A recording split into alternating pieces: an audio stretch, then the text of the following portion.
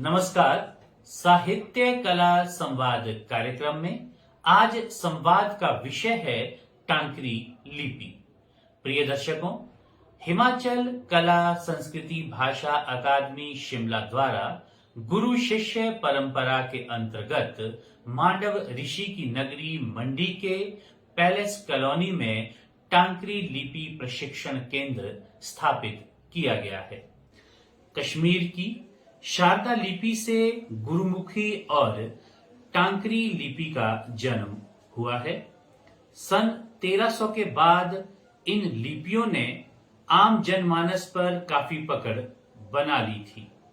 इसके पश्चात टांकरी लिपि ने देव समाज, देव संस्कृति, रियासत, व्यापार आदि में अपना कार्य व्यवहार का पूर्ण रूप ले लिया।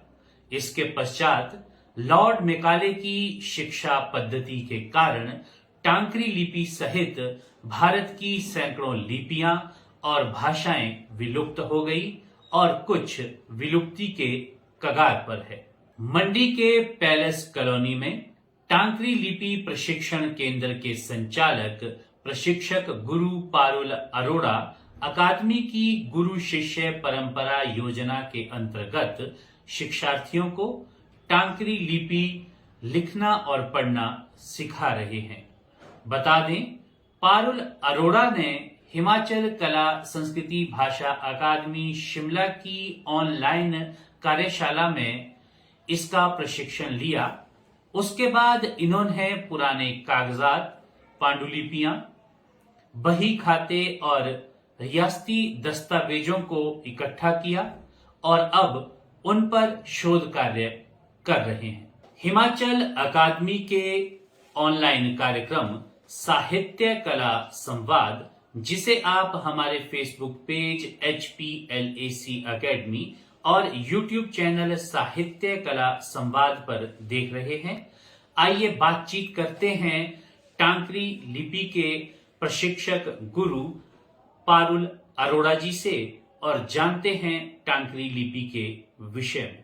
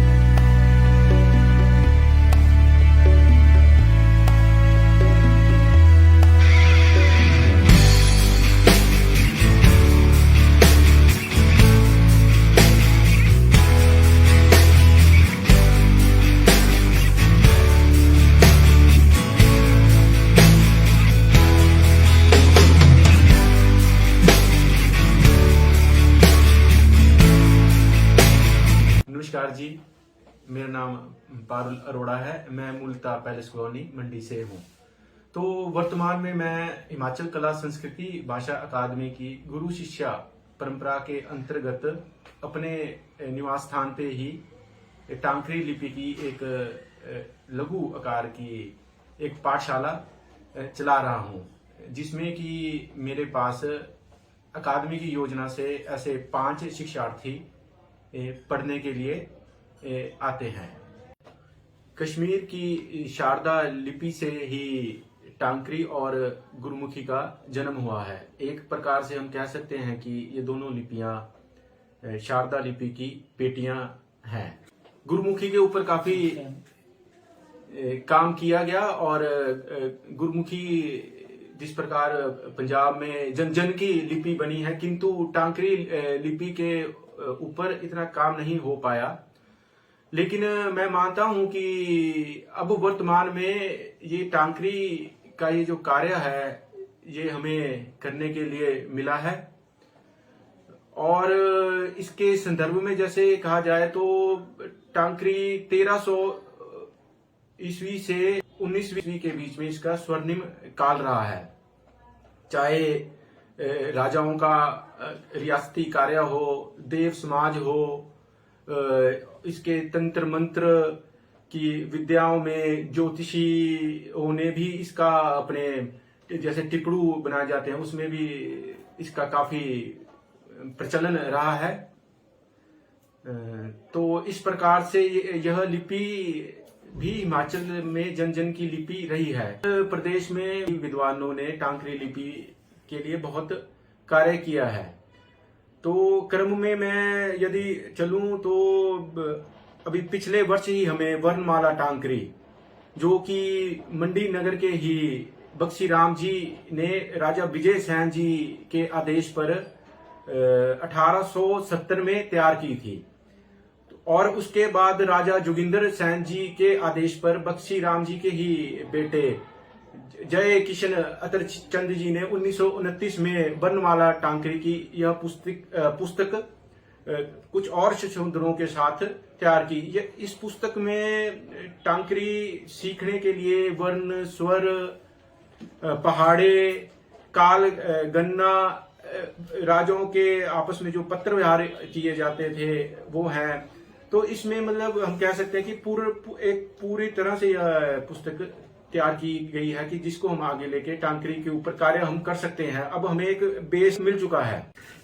वर्णमाला टांकरी जिस प्रकार मैं इसे पढ़ रहा हूँ, ये टांकरी में जो किताब है जो राजा विजय सैन जी के निर्देश पे मंडी के ही बख्शी राम जी द्वारा लिखी गई। तो इसका पहला पेज है और इसमें डिटेल में इन्होंने संवत, जैसे विक्रम संवत ही चलता था तो विक्रम संवत भी लिखा है 1927। तो मतलब ये ईस्वी के हिसाब से ये 1870 बनता है। तो इसका ये प्रथम पेज है। इस पुस्तक के 12 खड़ी, ये आप देख सकते हैं 12 खड़ी। इसमें मात्राएं और शब्द, वर्ण, इन्होंने स्वर दिए हुए हैं। ये भी आप देख सकते हैं कि कितना इन्होंने बारीकी से मतलब अपनी लिपि का संरक्षण हो, संवर्धन हो, उसके लिए कार्य किया गया है। वर्णमाला टांकरी की यह पुस्तक जो कि राजा विजय सैन जी के आदेश पर 1870 में मंडी के बख्शी राम जी द्वारा तैयार की गई तथा उसके बाद मंडी के ही राजा जोगिंदर सैन जी के आदेश पर बख्शी राम जी के बेटे जय किशन अतर चंद जी ने और संशोधन करके इस पुस्तक को तैयार करवाया। तो ये इस पुस्तक का यह पहला पोथी का पहला पेज है, जिसमें कि राजाओं और तैयार करने वालों के विषय में लिखा गया है। लगभग 40 पन्नों की यह पुस्तक है। तो जैसे हम इसमें आगे चलते हैं तो इसमें वर्ण, स्वर भी तथा 12 खड़ी भी दी गई है। एक विशेषता मैं आपको जरूर बताना चाहूंगा कि टांकरी जो पढ़ाई जाती थी, जिस प्रकार आप ये देख रहे हैं, ये ओम सोस्ती मतलब ओम सरस्वती को, मतलब सरस्वती माता को नमन करने के बाद ही यह पढ़ाई जाती थी। तो इसका ओम सोस्ती इस तरह से ये अपने व्यक्तिगत भी जो प्रयास किए गए और छोटी पाठशालाएं भी चलाई गई, तो यही पैटर्न एक रहा है। तो अब हमारे पास ये टांकरी को लेके एक ना बेस, मतलब ये जो हमें जो डॉक्यूमेंट्स मिले हैं इसमें लेके हम आगे कार्य कर सकते हैं। इसमें देखिए आप मात्राएं भी दी गई हैं और ये जो आधे अक्षर होते हैं उनके बारे में भी ये देखिए रचना दी गई है। तो बड़ा बारीक काम इसमें किया गया है। वैसे ही हम अंक की बात करें तो ये तो इसमें 1 से लेके 100 तक की गिनती टांकरी में ही आप देख सकते हैं लिखी गई है, ये ऊपर से नीचे की तरफ, जैसे 1 2 3 4 5 6 7 8 9 10, फिर आगे ये 100 तक गिनती दी गई है। वैसे हम इसमें पहाड़े भी हमें मिलते हैं और इसमें हमें पत्र व्यवहार भी देखने को मिलता है। मतलब मूल रूप से यह एक लिपि का ज्ञान प्राप्त करने के लिए पर्याप्त मात्रा में इसमें सामग्री प्रदान की गई है। आगे चलकर डॉक्टर रीता जी ने भाषा एवं संस्कृति विभाग के साथ मिलकर यह टांकरी भाग 2 इस पुस्तक को बनाया। तो यह 1988 में इस पुस्तक का निर्माण किया गया टांकरी को बढ़ावा देने के लिए। और आप इसमें देख सकते हैं कि ये पहली बात तो यह है कि ये भी हाथ से ही लिखी गई है और इसमें भी बहुत बारीक काम किया गया है। तो आज लगभग जितने भी चाहे व्यक्तिगत प्रयास हो रहे हैं, चाहे कोई संगठनों के माध्यम से हो रहा है, तो इसी पैटर्न को ही पढ़ाया जा रहा है। ये आप देख सकते हैं, इसमें मात्राएं आ जाती हैं, फिर इसमें इन्होंने शब्द रचना भी दी हुई है। और अंत में हम बात करें तो इन्होंने हिमाचल प्रदेश के अलग अलग स्थानों पे जो टांकरी में ना थोड़ा कुछ ना कुछ मतलब अलग अक्षर रचना में थोड़ा बहुत फर्क रहता है, तो उसके लिए भी इन्होंने अलग अलग रियासतों के दस्तावेज भी इन्होंने दिए हैं, जिसमें चंबा, कांगड़ा, मंडी और जैसे कुल्लू में भी जो टांकरी का जो दस्तावेज है मिले हैं, तो वो भी इन्होंने इसमें दिए हैं। पहाड़ी चित्रकला, जिसमें चाहे हम कांगड़ा कलम की बात करें, मंडी कलम की बात करें, तो ये जो हमारी जो कला रही है ये विश्व में इसने स्थान रखा है। तो उसी में ही चलते हमें मंडी कलम का यह चित्र प्राप्त हुआ है, जिसमें महाराजा सिद्धसेन का शिवजी के रूप में यह चित्र बनाया गया है, क्योंकि वह शिवजी के बहुत बड़े भक्त रहे। तो इसमें आप देख सकते हैं कि टांकरी में भी उनके बारे में लिखा गया है, श्री महाराजा सिद्धसेन साहेब बहादुर वलिये रियासत मंडी लिखा शुभ जी। तो ये जो मंडी रियासत की जो टांकरी थी उसमें यह यहाँ पे यह अंकित किया गया है। तो यह डॉक्यूमेंट भी बहुत विशेषता रखता है। ये मंडी रियासत का ये एफिडेविट भी हमें प्राप्त हुआ, जिसमें कि ये तो प्रिंटेड, यहाँ पे आप देख सकते हैं, ये टांकरी में 4 आना लिखा हुआ, 4 आने का ये एफिडेविट ये भी हमें मिला है। तो आप देख सकते हैं कि कितना प्रभाव टांकरी का, चाहे हम रियासत की बात करें या चित्रकला की, मंडी कलम की बात करें, तो इसका बहुत प्रभाव हमें देखने में मिलता है। यह बही खाता भी हमें मंडी में ही प्राप्त हुआ है। यह 1910 का जो तिथि संवत इसमें लिखा उसके अनुसार, तो मैं आपको बताना चाहूंगा कि बही खाता लिखते समय भी ये देखिए, आप देख सकते हैं यहाँ पे मंत्र लिखे गए हैं। ओम सोस्ती से ही इसकी भी शुरुआत की गई है और इसमें गणपति की भी आराधना है, और जो लोकल जैसे हम अपने देवी देवताओं को मानते हैं तो उनका नाम भी दिया गया। इसमें ये संवत, विक्रम संवत भी दिया गया, तो इसकी जो डेट ईस्वी के हिसाब से 1910 बैठती है। आप देख सकते हैं, ये इसका पेज भी देख सकते हैं आप। आज जो हमें बही खाते जैसे बाजार में मिलते हैं उससे बिल्कुल अलग है यहाँ पे। ये देख सकते हैं आप किस प्रकार से बही खाते बनाए जाते थे। ये देखिए, इस बही खाते में ये बहुत महत्वपूर्ण लेख है। ये जो बौल्द हैं उनके व्यापार का ये लेख है आपस में। तो इसमें देखिए आप टांकरी में आपको हस्ताक्षर भी दिखते हैं ये की हुई। ये देखिए, देख सकते हैं गणपत लिखा हुआ है ये टांकरी में। और थोड़ा हिसाब किताब भी इधर किया गया है। तो ये जैसे आज हम तिथियां डालते हैं तो उस समय प्रविष्टे पहले मतलब संवत चलेगा, फिर उसके बाद प्रविष्टे लिखे जाएंगे। ये प्रविष्टे 10 लिखा हुआ है। वैसे ही हमें देखिए अंगूठों के निशान भी यहाँ पे प्राप्त हुए हैं। ये देखिए उस समय की कैलीग्राफी तो हम सब जानते ही हैं। तो ये टांकरी में भी हमें कैलीग्राफी मिली है। ये आप देख सकते हैं कि किस प्रकार से कितनी सुंदर तरह से ये रोज नावली लिखा गया है। ये रोज नामचा जिस तो अपनी भाषा में इन्होंने लिखा, आप देख सकते हैं।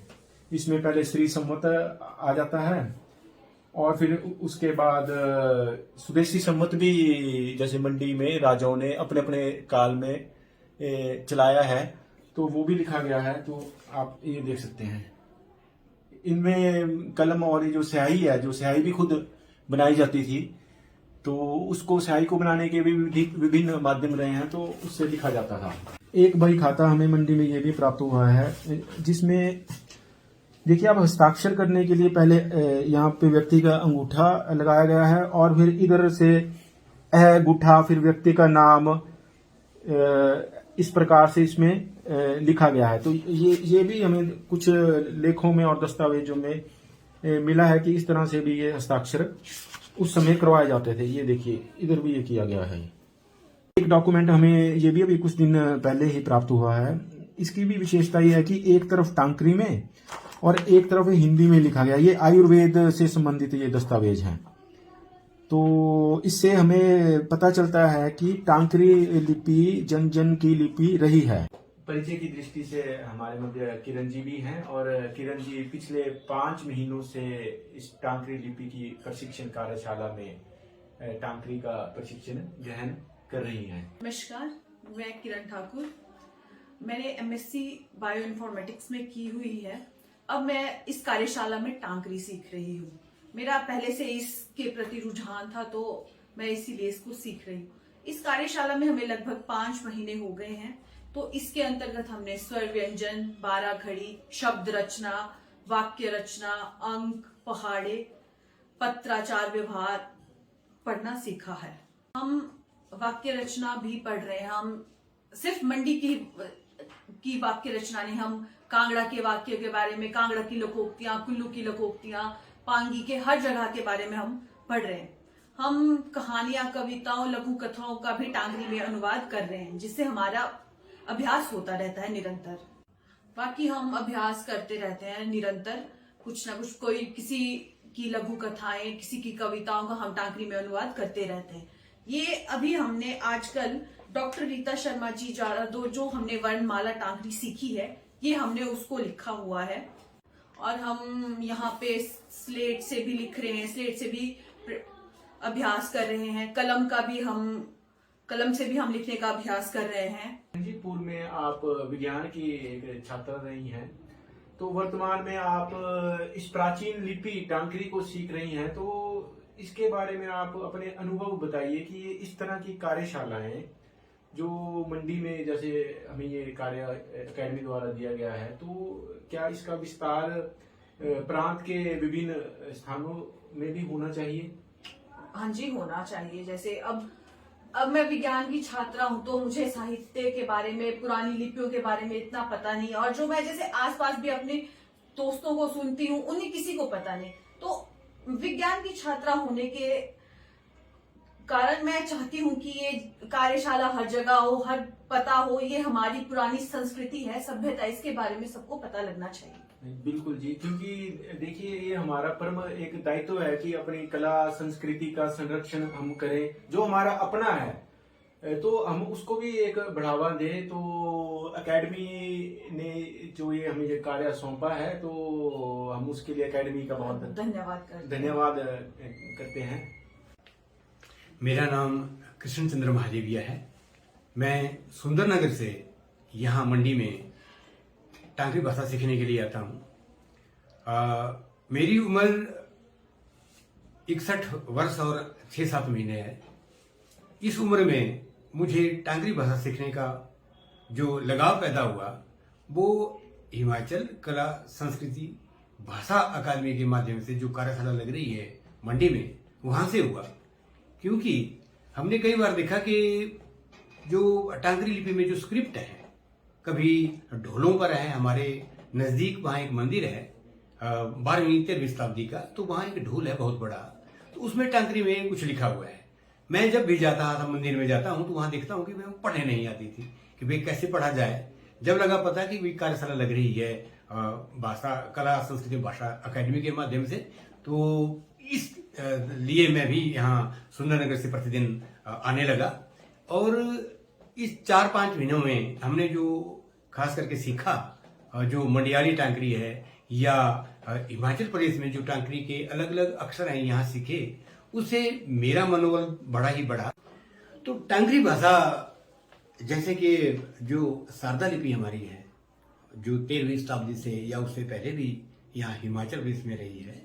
राजाओं के जमाने में उनके अपने अपने राजकाज का कार्य भी होता था, और जो आज भी हमें दस्तावेज मिलते हैं तो वो लगता है कि राज कार्य के साथ साथ जैसे कि उनको पट्टे देना, शासन देना या ताम्र पत्रों पर भी टांकरी में लिखी हुई चीजें मिलती हैं। अच्छा, फिर जो मंदिर है यहाँ, जो सिख शैली के मंदिर या जो शिखर मंडपीय शैली के मंदिर यहाँ जिला मंडी में या हमारे आसपास बने हुए हैं, तो वहाँ भी टांकरी में लिखा हुआ है। तो अब जैसे कि यहाँ बरसेले हैं, तो बरसेले में देखा हमने कि वहाँ पर टांकरी में कुछ लिखा हुआ है, लेकिन वो पढ़ना नहीं आता था। मैं जब भी वहाँ बरसेलों में जाता था, मैंने देखा कि वहाँ पर राजा रानियों के फोटो बने हुए हैं, कुछ और उनकी जो अलग अलग रानी हैं उनके फोटो भी बने हुए हैं, लेकिन जो टांकरी में लिखा वो क्या लिखा हुआ पढ़ना नहीं आता था। लेकिन जब से कार्यशाला में मैं आ रहा हूँ, हालांकि सुंदरनगर से बहुत दूर पड़ता है, लेकिन तब भी बड़ा मजा लगता है कि जब टांकरी में हम यहाँ लिखते हैं, अपने स्वर व्यंजन से लेकर के 2 शब्द बनाने तक, 3 शब्द 4 शब्द और दूसरी मात्राएं का ज्ञान, और ये जो अपनी गिनती है, पहाड़े हैं, ये सब हमने यहाँ सीखा है और ये सीख रहे हैं। तो जो बरसेलों में लिखा था, बल्कि वो भी हमें पढ़ने आ गया कि बरसेलों में क्या लिखा हुआ है। इसी तरीके से जो मंदिरों में लिखा हुआ है, अभी तो ऐसा लग रहा है कि कुछ मिट गया है वहाँ, फिर भी वो चौक मिट्टी से या जैसे कैसे कोयले से, या जब हम उस पर आकृति उकेरेंगे तो वो पढ़ना आ जाएगा। फिर इसी प्रकार से बहुत सारे दस्तावेज यहाँ मंडी में इन देवताओं के पास हैं। देवताओं की जो भुजाएं हैं, जैसे चांदी मड़ा हुआ है, तो उसमें भी लिखा हुआ है। और जो छड़े हैं, देवताओं की छड़े हैं, तो देवताओं की छड़ों में भी टांकरी में लिखा हुआ है। अच्छा, कुछ हमने ऐसे दस्तावेज देखे जो देवताओं को राजाओं ने जो भूमि दान की हुई है या मंदिरों के लिए भूमि दी हुई है, इस प्रकार के दस्तावेज भी हमारे सामने आए हुए हैं। हालांकि दस्तावेजों को पढ़ने में बहुत कठिनाई आती है, लेकिन फिर भी जो हमने सीखा हुआ है उसके माध्यम से हम उसको पढ़ने में सक्षम हो जाते हैं। इसी तरीके से जैसे कि आपके जो राजाओं जो मोहरे हैं देवताओं के, मोहरों में भी बहुत सारी टांकरी लिखी हुई है। और जो लकड़ी के मंदिर है, तो लकड़ी के मंदिरों में उकेरी हुई जो टांकरी लिपि है, टांकरी भाषा में लिखा हुआ है, वो भी हम धीरे धीरे उसको पढ़ने के प्रयत्न कर रहे हैं, प्रयत्न करेंगे भी। और इस तरीके से इसका जो सारा श्रेय है, मैं तो कहता हूँ इसका सारा श्रेय है वो हिमाचल प्रदेश की कला संस्कृति और भाषा अकेडमी को है।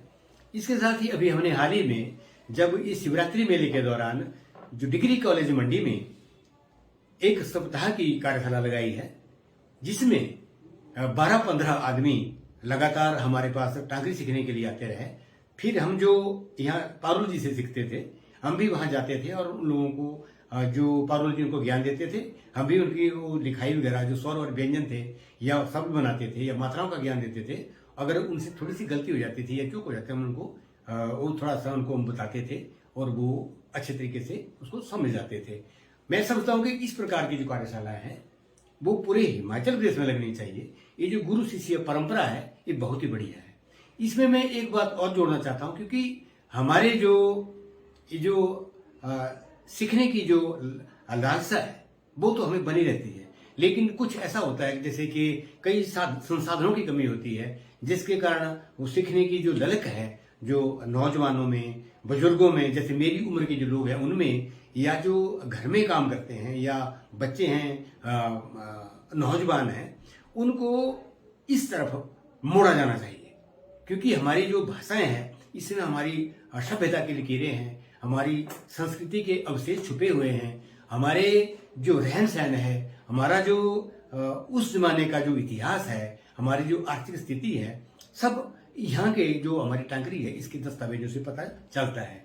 हमने जो दस्तावेज पढ़े हैं, जो मंडियाली जो हमारी यहाँ की भाषा है, तो जो टांकरी है, टांकरी में बहुत सुंदर शब्दों का उसमें प्रयोग किया गया है, पुराने नामों का प्रयोग किया गया है। जैसे चिड़ी जैसे शब्द हैं, तोता जैसे शब्द हैं, कौवे, वृक्षों के पिपलू नाम है। इस प्रकार के जो शब्द हैं जो प्रकृति से जुड़े हुए, हम आदमियों के प्रकृति के साथ जुड़े हुए हैं, वो सारे हमने यहाँ पढ़े, दस्तावेजों में पढ़े। फिर हमारी बहियां हैं, खाते बहियां हैं, जो उस जमाने में दुकानदार लिखा करते थे या उधार देते थे या पैसे का हिसाब किताब लिखते थे, वो भी आज हमारे पास एक धरोहर के रूप में पड़ी हुई है। और मेरा तो ये कहना है, मानना भी है कि यह भाषा अधिक से अधिक लोगों तक जानी चाहिए। इसके लिए यह जरूरी है कि उन ललायत जो लालसा रखते हैं, उन लोगों को सरकार भी थोड़ा थोड़ा उनको आर्थिक रूप में या जिस प्रकार का उनको प्रोत्साहन मिल सके वो दिया जाना चाहिए, देना चाहिए। और खास करके जो हिमाचल प्रदेश की कला संस्कृति भाषा अकादमी है, वो पूरी तरीके से काम तो कर रहे हैं, बहुत अच्छा काम कर रहे हैं। पर इस तरीके से मैं ये कहना चाहूंगा कि 6 महीने का कोर्स या 1 वर्ष का कोर्स या त्रैमासिक कोर्स, इस प्रकार के जो कोर्स हैं वो जगह जगह गुरु शिष्य परंपरा में किए जाए। जिन लोगों ने जो भाषा सीख ली है या जो टांकरी सीखते हैं या सीख ली है, वो लोग भी इस दिशा में प्रयास कर सकते हैं, काम कर सकते हैं। ये जरूरी नहीं कि उनको पारिश्रमिक ही मिले, वो बिना पारिश्रमिक के भी काम किया जा सकता है। लेकिन जो नए लोग हैं, जो बच्चे सीख रहे हैं, जो बच्चे पढ़ रहे हैं, जो पढ़े लिखे बच्चे हैं, जैसे मेरे साथ जो युवती है किरण, वो साइंस स्टूडेंट्स हैं और वो MSc हैं साइंस में, और एक पत्रकार भी हैं जो सीख रहे हैं, और बहुत सारे जो और नौजवान हैं वो भी अच्छे पढ़े लिखे हैं। वो लोग इस प्रकार जो अच्छा प्रयत्न कर रहे हैं टांकरी सीखने में और बड़े अच्छे भाव से, बड़े प्यार से, स्नेह से भाषा सीख रहे हैं, वो जब सिखाएंगे जो तो बहुत अच्छा रहेगा समाज के लिए भी और हमारे हिमाचल प्रदेश के लिए भी। देखिए, सबसे बड़ी बात होती है हमारी जो एक धरोहर है हमारे पास, हमारे जो पुराना ज्ञान का भंडार हमारे लोक साहित्य में है। तो बहुत सारा अभी पता लग रहा है कि बहुत सारे लोक साहित्य है जो है वो टांकरी भाषा में भी है। जैसे बहुत सारे जो प्राचीन मंत्र हैं, अब जैसे कि मंत्र बोले जाते हैं तो उसमें भी प्राचीनता होती है। उसमें एक प्रकार का जो नैतिकता के जो स्वर हैं या मंत्रों के जो स्वर हैं या देवताओं की जो बातें हैं, या उसमें भी हमारा जो इतिहास है, उनकी उत्पत्ति का इतिहास है, उनके जो एक प्रकार से जो सामाजिक जो व्यवस्थाएं थी उस जमाने की, और उस जमाने की जो आदान प्रदान था, व्यापार था, इस प्रकार की सारी बातें उसमें निहित है, इसी भाषा में निहित है। तो मैं समझता हूँ कि ये बिल्कुल टांकरी भाषा के लिए जो एकेडमी ने जो कार्य किया बहुत ही उत्तम है। इसके लिए मैं जो आजकल सचिव महोदय हैं उनको इसका श्रेय देना चाहूँगा, उनका साधुवाद करना चाहूँगा कि उन्होंने इस भाषा के प्रोत्साहन के लिए मंडी में गुरु शिष्य परंपरा के अंतर्गत जो यहाँ शिक्षण संस्थान खोला हुआ है, बहुत बढ़िया है। ये जो यहाँ जो नौजवान हमें सिखाते हैं, हमारे गुरुजी हैं पारुल जी, तो वो केवल ज्ञान ही नहीं देते बल्कि उन्होंने एक ऐसा वातावरण तैयार किया हमें सिखाने के लिए, जैसे कि कलमों के द्वारा हमें सिखाया गया, स्याही का निर्माण खुद किया, जैसे अखरोट से तैयार की स्याही, और जो बान है बान की छाल से स्याही तैयार की। फिर गोंद जो निकलता है हमारे जैसे कि वो आड़ू से और डोडन से और जो दूसरे जो वृक्ष है उनसे जो निकलता है, उससे उन्होंने जो गोंद तैयार किया और स्याही में डाला और स्याही को पक्का किया, और बहुत सारी ऐसी चीजें भी मिलाई जो स्याही हमारी बहुत चमकने वाली बनी, और हमने उसका इस्तेमाल किया और कागजों पर उतारा। यहाँ तक कि भोजपत्रों पर भी टांकरी में लिखने का प्रयास किया है, जो कि कभी भी देखा जा सकता है। तो इनका इस मामले में बहुत मैं धन्यवाद करना चाहूंगा, क्योंकि भले ही मैं उम्र में बड़ा हूं लेकिन मेरे गुरु हैं। तो इससे भी मुझे जो मेरा जो साहस था, जो मेरा विश्वास था, जो मुझे में जो विश्वास बढ़ा, आत्मविश्वास बढ़ा, वो बहुत बढ़िया बढ़ा। हालांकि जैसे मैं छोटा मोटा लेखन करता हूं तो उसके लिए भी मुझे बहुत उसका फायदा हुआ है, और मैंने टांकरी में सचिव महोदय को पत्र भी लिखा है और स्वर और व्यंजन के विषय में भी लिखने का प्रयत्न किया है। और जो मेरे पड़ोस में जो बच्चे हैं उनको भी बताता रहता हूँ, अपने घर में भी बताता हूँ कि ये टांकरी की स्वर ऐसे होते हैं, व्यंजन ऐसे होते हैं, गिनती ऐसे होती है। तो वे बहुत आश्चर्यचकित होते हैं और खुश भी होते हैं, और उनका ये प्रयत्न है कि आप अच्छी तरह से सीख लीजिए, फिर हम आप इसको सीखेंगे। तो इसका श्रेय भी मैं एकेडमी को ही देना चाहूंगा, क्योंकि अगर उन्होंने यहाँ कार्यशाला नहीं लगाई होती तो मैं अच्छे तरीके से जो मंडियाली टांकरी है या जो हिमाचल प्रदेश में टांकरी लिखी जाती है और कुछ एक आदमी जो बोलने वाले हैं बोल लेते हैं तो उसमें भी मैं भी शामिल हो जाऊंगा। इसका मुझे बहुत खुशी होगी, बहुत फख्र रहेगा। टांकरी भाषा में अभी तक तो बहुत सारे दस्तावेज ऐसे हैं जिनका हमें पता नहीं चल पा रहा है, क्योंकि जब हमारी ये कार्यशाला कॉलेज में लगी थी तो वहाँ बहुत सारे देबलू आए और जो देबलू थे उनके पास बहुत सारे ऐसे दस्तावेज थे जो चाहते थे कि हम उसको पढ़ें, क्योंकि हमारे पास समय की कमी थी। हमने उनको कहा कि भैया आप बारोल जी के पास उनको छोड़ जाएं और उनकी फोटोकॉपी वहां रख लें तो हम पढ़ के आपको बता देंगे। तो इस प्रकार से बहुत सारे जो राजाओं के जमाने के देवताओं को पत्र दिए हैं या अधिकार पत्र दिए गए हैं किसी शासन के बारे में, जमीन के बारे में, तो वो उनका सर्वे होना बहुत जरूरी है। इस प्रकार के जो दस्तावेज हैं वो मैं समझता हूँ कि वो बहुत सारी जगह पर बिखरे पड़े हैं, तो इनका एकत्रीकरण किया जाना बड़ा जरूरी है। और अगर एकेडमी चाहे या सरकार चाहे तो उन दस्तावेजों का एक सर्वेक्षण के रूप में जल्दी से जल्दी शुरुआत की जानी चाहिए।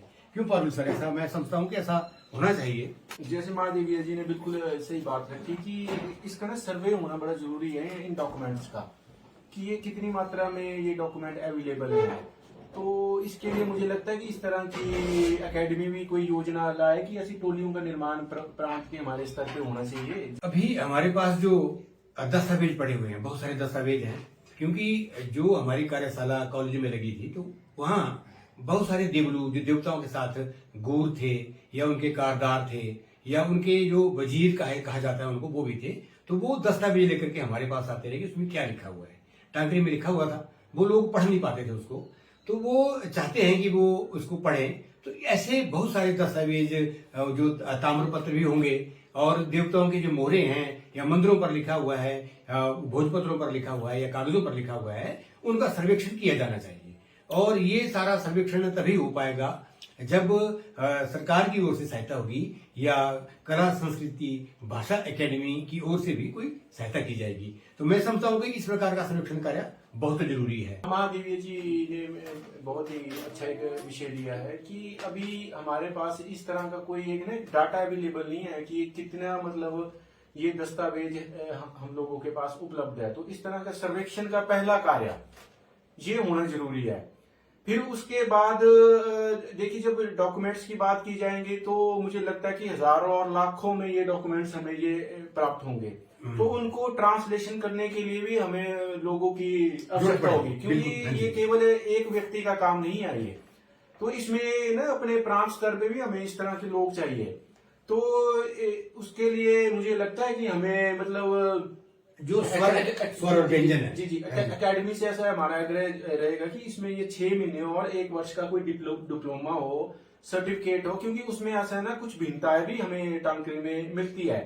पर जब हम 6 महीने जब हम लगाएंगे तो वो सब कुछ हमारा क्लियर हो जाएगा। जैसे आपके सामने ही इधर अपने कार्यशाला के जैसे पढ़ने आते हैं तो इनको अब उस तरह के कोई डाउट्स रहे नहीं हुए यहाँ पे। हाँ, तो ये है कि कम से कम 6 महीने का जो हमने देख रहे हैं ना अपने अनुभव से, तो 6 महीने का तो कम से कम होना ही चाहिए। हाँ, ये कार्यशाला तो होनी ही चाहिए भाई। जो स्वर और व्यंजन है, जो गिनती है, पहाड़े हैं, जो दूसरे जो बाराखड़ी है, इस प्रकार की कोई पुस्तक छापी जानी चाहिए ताकि आसानी से जो हमारे जो सीखना चाहेंगे जो प्रशिक्षणार्थी होंगे वो उसको ठीक ढंग से पढ़ पाएं, सीख पाएं। तो उसके लिए उसका भी प्रकाशन होना बड़ा जरूरी है। साथ में जो हमारे यहाँ मंडी में जो विजय सैन जी के जमाने की जो पुस्तक है उसका भी पुनर्प्रकाशित किया जा सकता है, तो वो भी बहुत लाभदायक रहेगा। उसमें जैसे वर्णमाला टांकरी उस पुस्तक का नाम है जो 1870 में विजय सैन जी के निर्देश पे मंडी के बख्शी राम जी ने लिखी, और चौथी बार राजा जोगिंदर सैन जी के ही निर्देश पे बख्शी राम जी के पुत्र जय किशनतर चंद्र जी ने बनाई है। तो ये मूल रूप से ये टांकरी को सीखने के लिए ये पुस्तक लिखी गई है। ये इसमें जिस तरह से बताया जा रहा है वर्ण, स्वर, पहाड़े, पत्र व्यवहार, मतलब एक लिपि का ज्ञान हासिल करने के लिए सब है इसमें। तो हमारा ये विनम्र आग्रह रहेगा कि एकेडमी पुनः इस पुस्तक का प्रकाशन करे और इसमें साथ में हम अपने हिमाचल के साहित्यकारों द्वारा लिखे गए ऐसे लघु कथाएं, कविताएं, लोकगीत जो कि हम वैसे अपनी इस कार्यशाला में हम अभ्यास भी करते हैं। जैसे विभिन्न विभिन्न, जैसे मान लो कांगड़ी हो गई, कांगड़ी में वाक्य हो गए, चंबयाली में वाक्य हो गए, मंडियाली में, जितनी भी पंगवाली में हो गए, जितने भी मतलब इस तरह के बोलियां भाषाएं हैं, तो उसको भी हम एक इंक्लूड करके एक प्रॉपर एक किताब बनाई जाती है। होना चाहिए। जब किसी भाषा की पुस्तक हमारे पास आ जाती है तो उसका जो लोग ज्यादा से ज्यादा अध्ययन करते हैं। जैसे जो नए बच्चे हैं, क्योंकि भाषाएं जो है वो केवल भाषा ही नहीं होती है, बल्कि वो एक आगामी सभ्यता को जन्म देने वाली होती है, एक अच्छी संस्कृति को संजोने का कार्य करती है, और व्यक्ति का जो चरित्र निर्माण है उसमें भी सहायक होती है।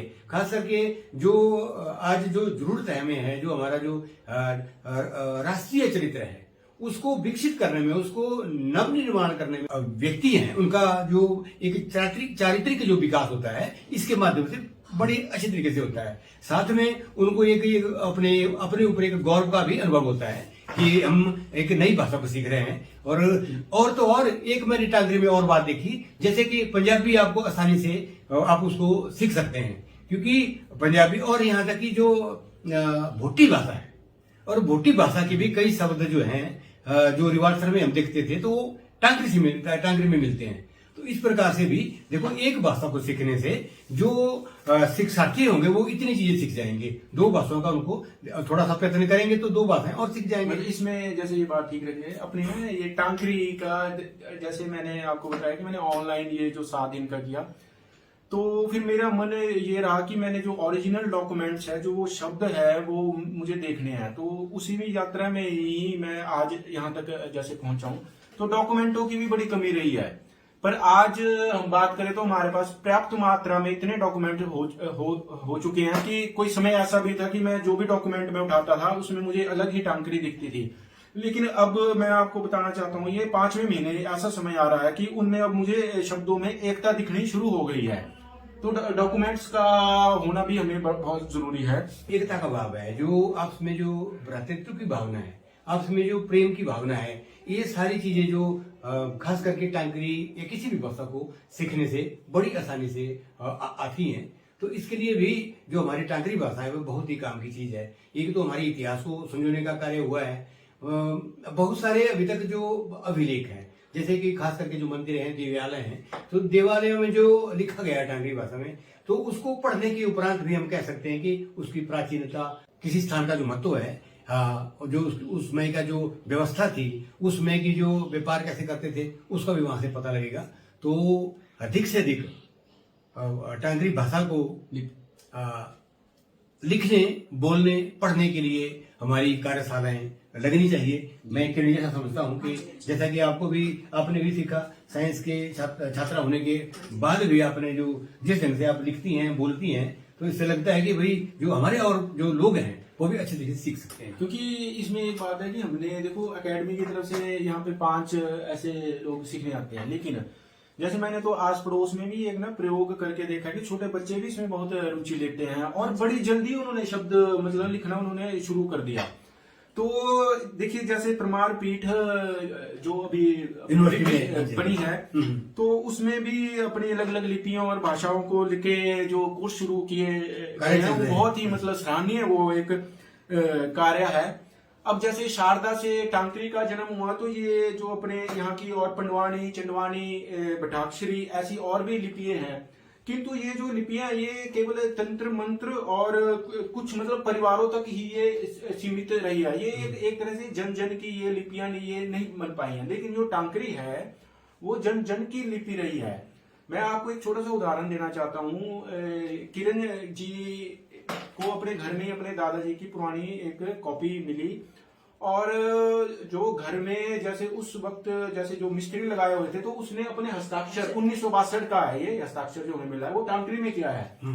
तो इससे हमें ये अंदाजा होता है कि ये जन जन में ये लिपि रही है। ये केवल देव समाज में या रियासत के कार्य में ही व्यापारियों के पास, ये आम लोगों की, जैसे हम लोग हैं, हम लोगों की ये लिपि रही है।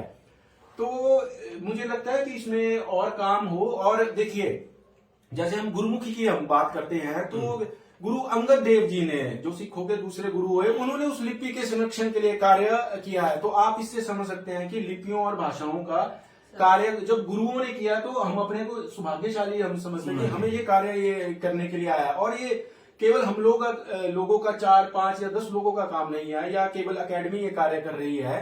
ये तो जो हिमाचली, जो चाहे कोई हिमाचली पांगी में है या कोई पेरिस में भी है, कोई मंडी में है, चाहे कोई मलेशिया में है, कोई चंबा में है, कोई भी स्थान पे हैं आप, चाहे कांगड़ा में है, कन्याकुमारी में है, हम सबको मिलकर अपनी लिपि का संरक्षण करना चाहिए। और ये बहुत बड़ा अवसर है जो हम लोगों को प्राप्त हुआ है। अगर एकेडमी ने ये कार्यक्रम नहीं किया होता तो हो सकता है कि जो हमारे जो वैद्य लोग थे उनकी जो दवाइयां हैं वो भी हमें पढ़ने को मिलती कि उन्होंने किस जो ये जो वृक्ष है या जो झाड़ी है इसका फायदा किसमें है, तो टांकरी में लिखा हुआ है। वो कई वैद्यों की ऐसी जो पुस्तकें उन्होंने अपने जो हस्तलिखित उनकी पुस्तकें हैं तो वो भी है।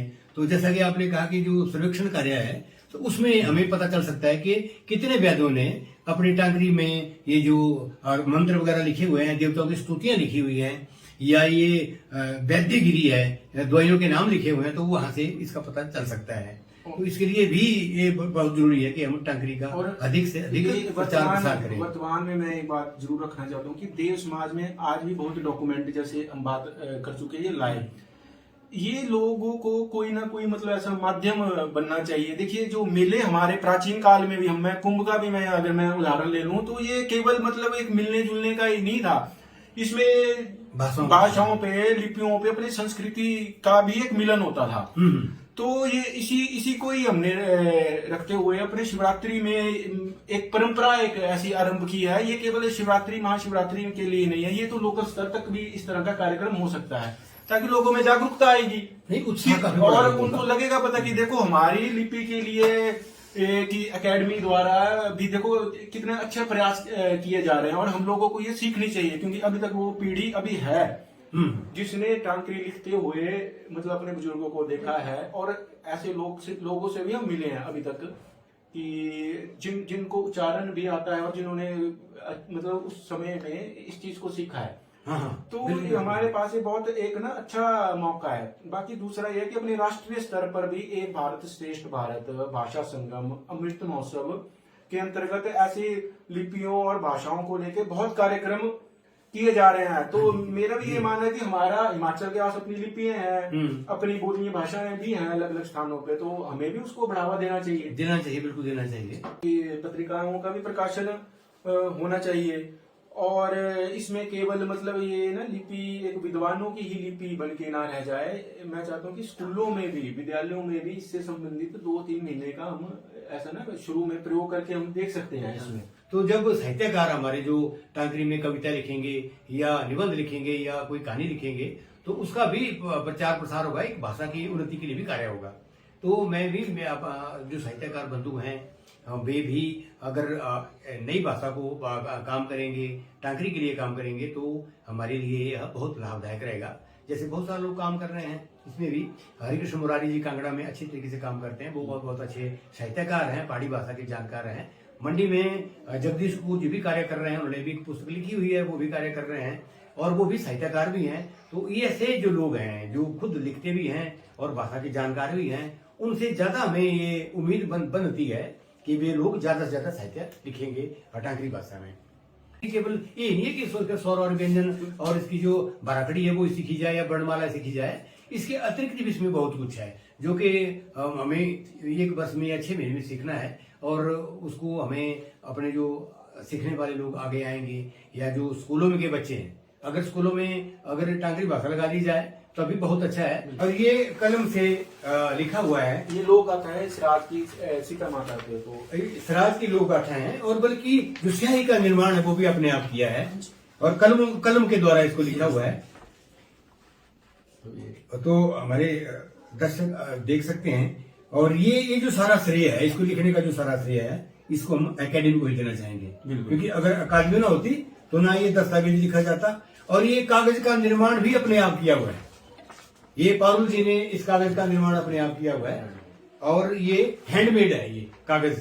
हम चाहेंगे कि एकेडमी कला संस्कृति भाषा अकादमी जिस प्रकार से अपने कार्य कर रही है उसी प्रकार से और भी इस प्रकार के कार्य करते रहें, और ये जो पुरानी स्याही है, कलमे हैं, दुबात है, स्लेटी है और तख्तियां हैं, इनको पुनः इस माध्यम से शुरू करें ताकि जो हमारी जो लेखन है, जो लिखते थे हम, वो वैसा ही सुंदर रहे जैसा पहले रहता था। एक तो मैं मानता हूँ कि अपनी जो पहाड़ी चित्रकला है, चाहे आप कांगड़ा कलम की बात करो चाहे मंडी कलम है, इसमें ना इसका एक स्थान था जो जहाँ, और एक हमारा देव समाज है। तो आज क्योंकि उसमें टांकरी में लिखने वाला कोई नहीं है, तो मतलब ना ये भी हमें एक लेके चलना है कि जो यहाँ के जो चित्रकार हैं पहाड़ी, जो चित्रकारी करते हैं, उनको भी इसका प्रशिक्षण देना बहुत आवश्यक है, ताकि फिर से उन्हीं चित्रों में ये टांकरी दिखे। क्योंकि जो पुराने जो चाहे नैन सुख, गायन, नरोत्तम, ऐसे बहुत से हमारे चित्रकार हुए हैं, तो वो आज एक डॉक्यूमेंट के लिए है और उससे लिपि का संरक्षण भी हुआ है। दूसरा, देव समाज में देखिए, इस बार जो हमने देव समाज को ही लेके ये कार्यशाला लगाई थी, इसमें हमारा ये है कि कम से कम कोई एक भी अगर मतलब एक मोरे पे अगर फिर से टांकरी लिख देता है तो हम मतलब अपने को सौभाग्यशाली मानेंगे कि ये। पर ये हमें अभी इसका 1 साल का टारगेट लेके चले हैं कि अगली शिवरात्रि तक ऐसा कुछ ना कुछ जरूर हो, कि ताकि जिन स्थानों से टांकरी छूट गया फिर उन स्थानों पे अपना अपना स्थान ग्रहण करें। तो इस तरह का भी हमारा एक मतलब एक मिशन हम मोड में इसमें चल रहे हैं, और ये काम ये जो है युद्ध स्तर पे ये कार्य चलना चाहिए। और इसमें एक बात और है कि पारुल जी ने जो यहाँ के कहानीकार हैं, जैसे कि लोक गीतों में रूपेश शर्मा जी का लोकगीत का टांकरी में जो लिप्यांतर किया हुआ है, और साथ में जो हमारे यहाँ हरिप्रिया जी हैं उनकी एक काव्य पुस्तक है, तो जो पहाड़ी पुस्तक है उसका उन्होंने टांकरी में ही लिप्यांतर कर लिया है। तो इस प्रकार के मैंने भी कुछ गीतों का और गजलों का, डॉक्टर करम सिंह जी की 2 कविताओं का अनुवाद लिप्यांतर जो है वो टांकरी में किया हुआ है। किरण ने भी जो लघु कथाएं हैं उनका लिप्यांतरण किया हुआ है टांकरी में। इस प्रकार से हम लोग जो है वो प्रयोग कर रहे हैं, नए प्रयोग कर रहे हैं कि जो लिप्यांतर हो, और जो जैसे नवीन हजोड़वी जी थे उनकी कविताओं का भी पारुल जी ने अनुवाद उसका लिप्यांतर किया हुआ है। तो एक श्रद्धांजलि के तौर पर भी हमने प्रयोग किया कि भाई उनको एक अच्छा उनकी याद में कि भाई उन्होंने इतनी अच्छी जो गजलें लिखी है, कविताएं लिखी है, तो उनका इसमें टांकरी भाषा में अनुवाद जो लिप्यांतरण है वो हो। जैसे मैंने ये 2 स्थान तो आपको बताया कि पहाड़ी चित्रकला, एक देव समाज। देखो आज के संदर्भ में मैं एक और स्थान में जोड़ना चाहूंगा इसमें। देखो टांकरी और टूरिज्म, ये मैं इसलिए मैं कहना चाहूंगा जो हमारे टैटू आर्टिस्ट्स हैं, आज आपको पता है युवाओं का बहुत प्रचलन है। अगर टांकरी उन टैटू आर्टिस्ट्स को भी सिखाई जाए तो हमारी लिपि का आप देख सकते हैं कि देश का विदेश तक भी प्रचार प्रसार होगा और एक नई बात हो जाएगी। आज मतलब जो युवा हैं वो कुछ ना कुछ नया करना चाहते हैं, तो इसके भी हम कार्यशाला हिमाचल प्रदेश के या अपने भारत से भी अगर कोई टांकरी या कोई टैटू आर्टिस्ट सीखना चाहे तो इसके ऊपर भी हम काम कर सकते हैं। तो इसमें भी अकेडमी मतलब विचार करे इसमें कि इन कलाकारों को भी हम कैसे, ताकि प्रचार प्रसार हो। तो ये भी एक थोड़ा सा तो सही बात लगता है कि ऐसा एक सुझाव है। और ये तो बहुत बढ़िया बात है। साथ में जो लिप्यांतरण का कार्य है, जैसे कि हिमाचल प्रदेश के अच्छे अच्छे जो पुरस्कार विजेता हैं, जो अच्छे अच्छे हमारे राइटर हैं, जिनको भी पुरस्कार भी मिलना है, तो ऐसे जो लोग हैं बड़ा बहुत अच्छा लिखते हैं, तो उनकी जो किताबें हैं, उनकी जो रचनाएं हैं, उनका लिप्यांतरण भी हम टांकरी में करें। तो अगर इसके लिए भी थोड़ा प्रोत्साहन मिले तो बड़े अच्छे तरीके से किया जा सकता है।